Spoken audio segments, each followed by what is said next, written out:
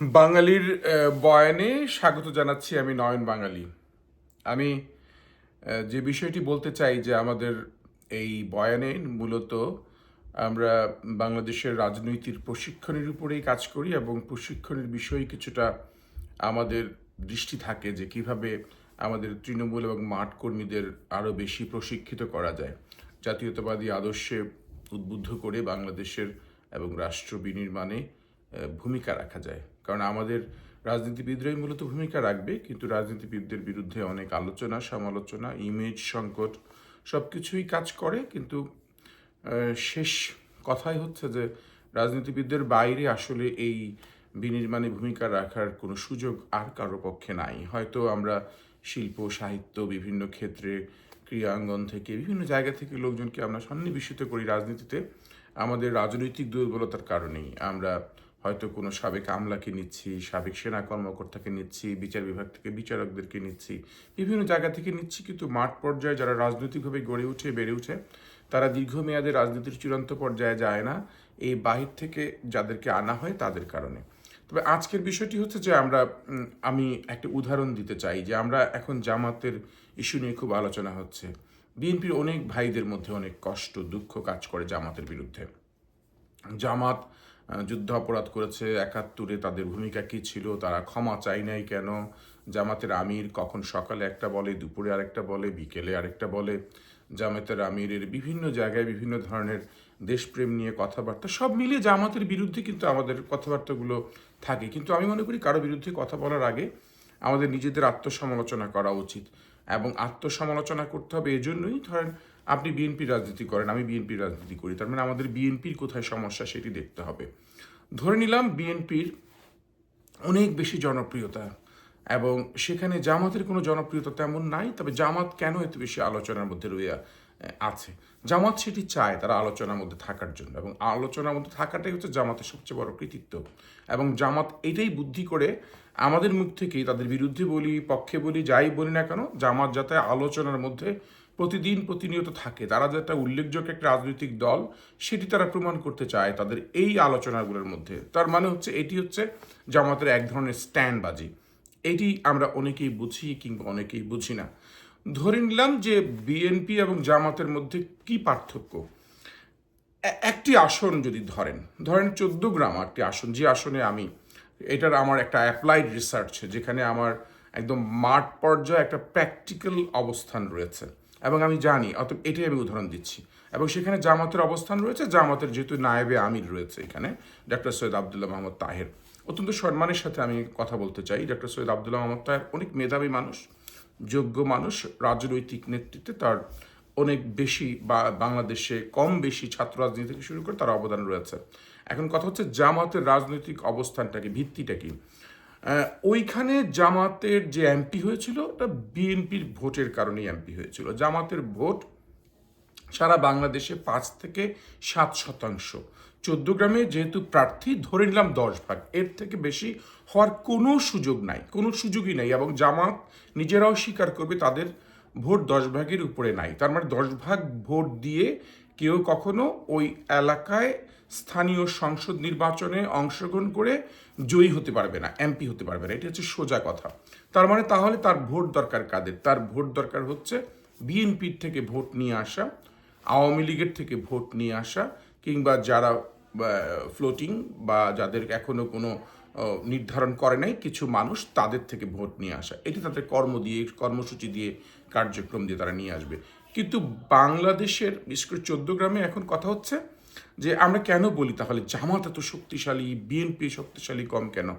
কারণ বিএনপির ভোট ওইখানে না হলেও 40% ভোট রয়েছে বিএনপির, কিন্তু বিএনপি কখনো এমপি হয় নাই। তার মানে বিএনপির 40% ভোট থাকা সত্ত্বেও কেন এমপি হয় নাই? কারণ বিএনপির ভোটগুলা কখনো জামাতকে দিয়েছে, বিএনপির ভোটগুলা কখনো কাজী জাফর সাহেব যখন ছিল, জাতীয় পার্টি যখন ঐক্য হয়েছিল তাদেরকে দিয়েছে। তার মানে বিএনপির ভোটগুলা দিতে হয়েছে, সেখানে কখনো কোনো এমপি প্রার্থী ছিল না।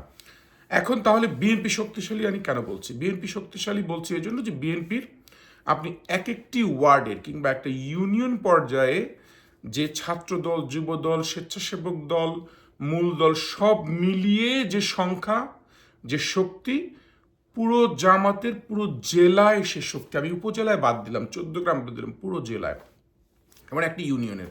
এখন তাহলে বিএনপির থেকে কেন জামাতকে অনেক শক্তিশালী বলা হয়? একটি কারণ, একটি, শুধু একটি, সেটি হচ্ছে বিএনপি ধরেন একটি ইউনিয়নে 10 জন লিডার, সেই 10 জন লিডারের 1000 কর্মী সমর্থক, এই 1000 কর্মী সমর্থক 10 ভাগে বিভক্ত।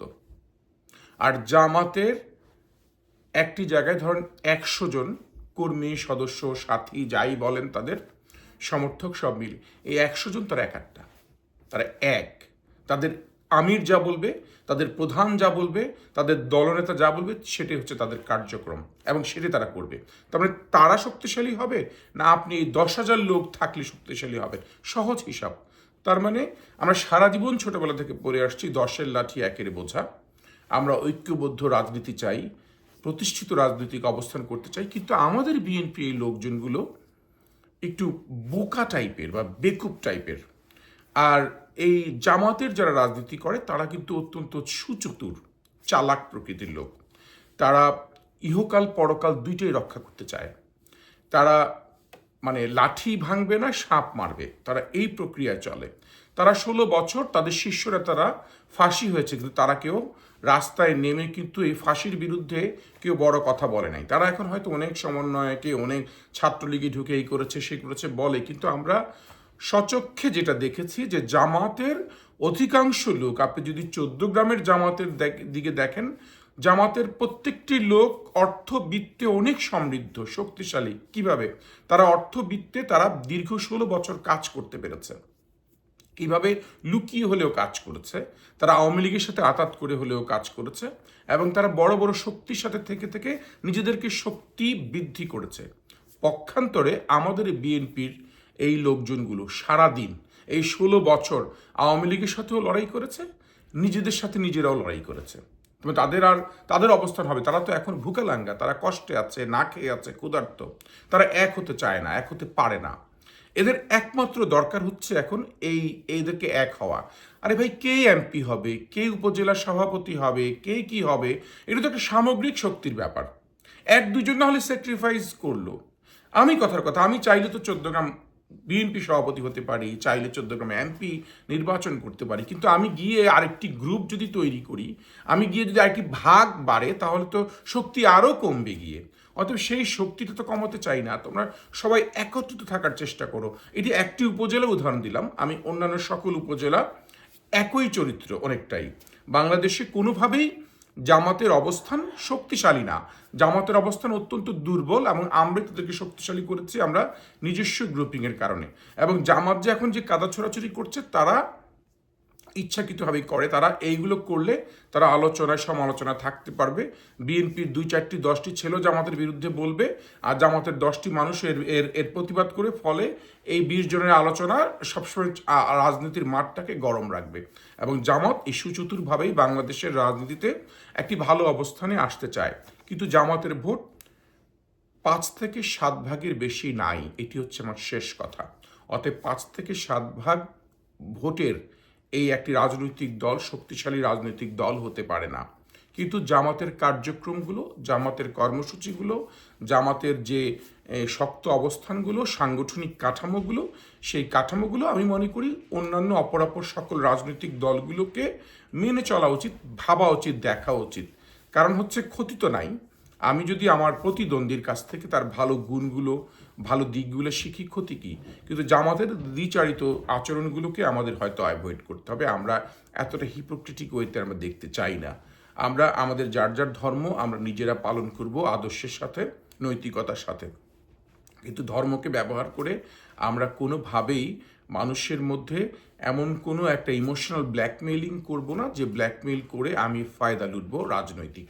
সকলকে ধন্যবাদ বাঙালির বয়ানে। এবং আজকের প্রশিক্ষণের মূল বিষয়টাই হচ্ছে ঐক্যবদ্ধ শক্তিটাই হচ্ছে মূল শক্তি। ধন্যবাদ সকলকে।